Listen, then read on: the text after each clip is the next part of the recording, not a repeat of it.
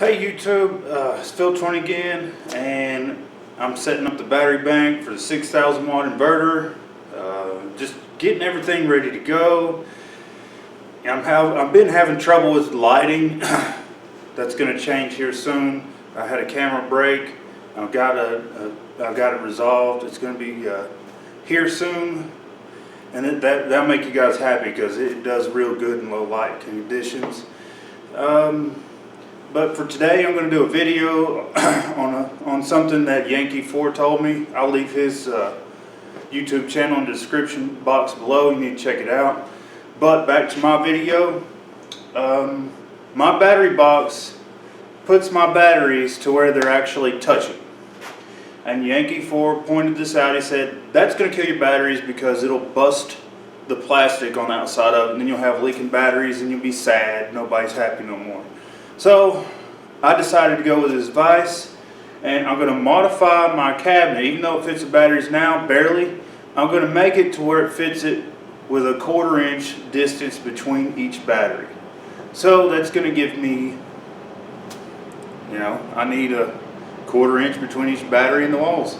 So I'm going to put a 1 inch additional space inside of the battery bank. And I'm going to show you how I'm going to do that by cutting the cabinet. And I'm going to move the piece of wood that's on the cabinet up 1 inch. You'll see what I'm talking about right here. So I've got this, it's about 1 inch indentation. This is on the top of the cabinet. And I'm going to cut the circular saw all the way across both edges and on the sides. And then I'm going to take a reciprocating saw and then finish it off on the corners.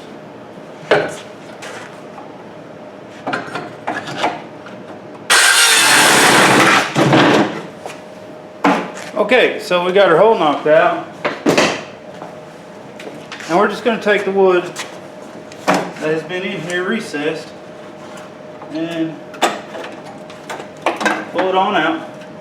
It's not holding anything anymore, and we're going to see this piece here. Got to get it all out. Once I get all this the wood inside of that line there out, I'll come right back. Okay, we're back here, and I've got a scrap piece of wood, and it had some nails and some screws in it. I went ahead and take all the stuff out. That way I don't have to deal with it later. And it's not going to be too hard at all. I got to do is cut it to fit, and it's best to have a large square. This is a large square. I use it all the time. If you ain't got one and you do it yourself home projects, everybody wants a straight line when you cut, so you got to get one of these things. They're great. I recommend them. So after I get these two pieces that I need cut, I will proceed with showing you where the vent holes are going to be for the solar system and for the intake and exhaust. And I haven't decided how I'm going to be running the venting, because I know I'm going to need fans, but also run my fan in my home continuously. And if I increase the pressure inside the house by adding a vent to the return, that'll slightly increase the efficiency of my house, because I feel like that my house has negative pressure in it when it runs.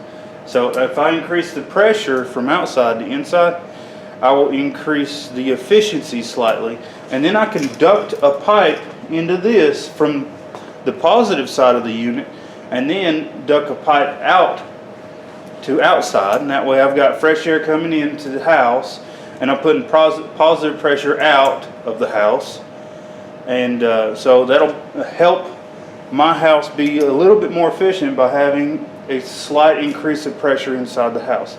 It's not going to be a lot, it's going to be a little bit. And I'll show you how I'm going to do that here shortly. Okay, so what I've done is I've cut two different pieces of wood. One's a little bit longer than another, but it's okay. No big deal. What I'm going to do additional is on the inside I'm going to cut a strip of wood and screw it together on the inside. And then I'm going to screw it, take a drill bit and pilot holes all the way around, and then I'm going to put the screws in the pilot holes. And then after I do that, I'm going to silicone all the edges, because silicone will seal wood. Okay, and I don't want HHO gas escaping, and I don't want to have to vent additional air because it doesn't seal very well. So I want to seal it all up real good and tight. Once it's sealed up, I'll be able to vent it. And this is just the beginning of the battery box. I'm going to vent it. Exhaust will come out on the right. The intake is going to come from the left, and we're going to vent it. So whatever it takes to get this job done, and we'll see you here shortly. Okay, this is what it looks like after I've completed it.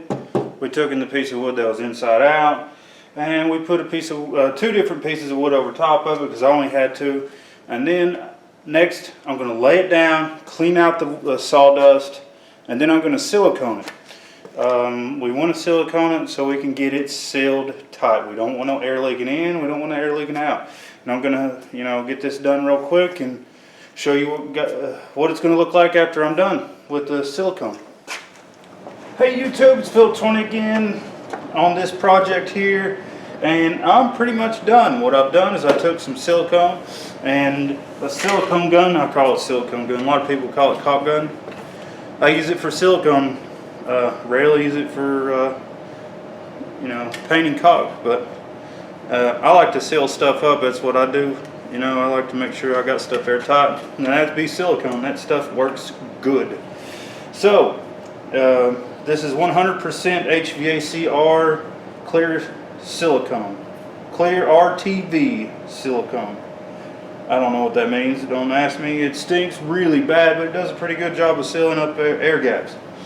I've sealed up all the air gaps in this system, this cabinet here.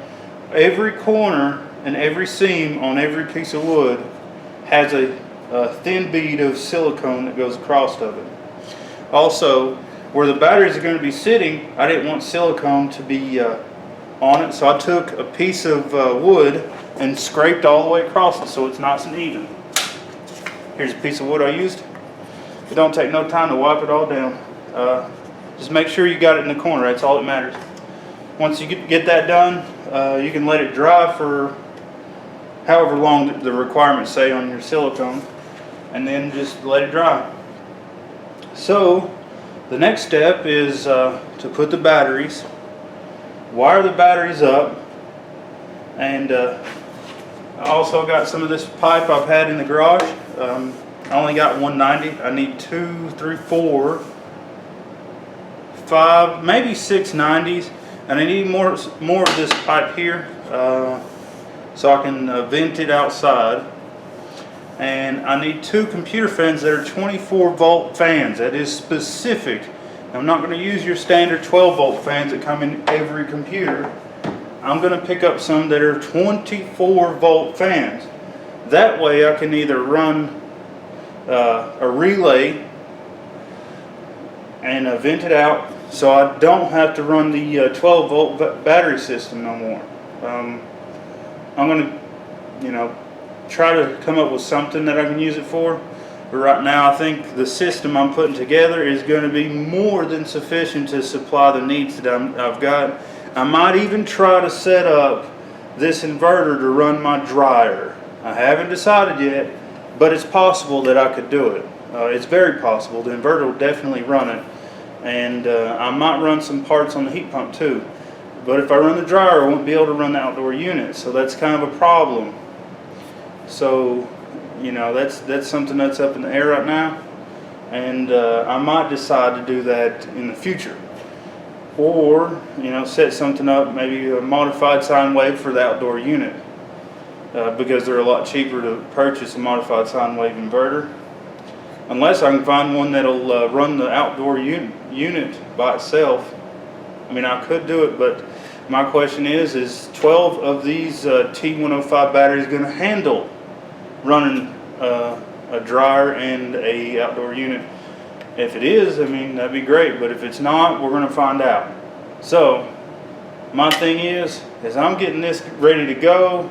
I've got this process going along. I apologize, I make these videos a little bit longer. I'm going to try to keep them as short as possible. There's more stuff that I want to put into these videos, but it's okay. I've siliconed this up and I put the top onto it, silicone that up, and now the batteries will definitely fit because I got 1.5 inches more room inside of here. That'll give me breathing room for my batteries, and actually a little bit extra room to run wire along the back side so it doesn't look messy, which is kind of convenient because I was really concerned about where I was going to put the wires for the next battery banks. So I'm going to have 3 banks of 4 for the 24-volt system, or I could have 6 banks of 12 if I want to do the 12-volt system, which is not entirely out of the question. If you know, worst case scenario, I could get an inverter that's a 12-volt and run refrigerators. I mean, it's not really that big a deal. But we'll see how this goes in the future. I'm Philip 20. This is Guns, Games, and Racing. I will holler at y'all later.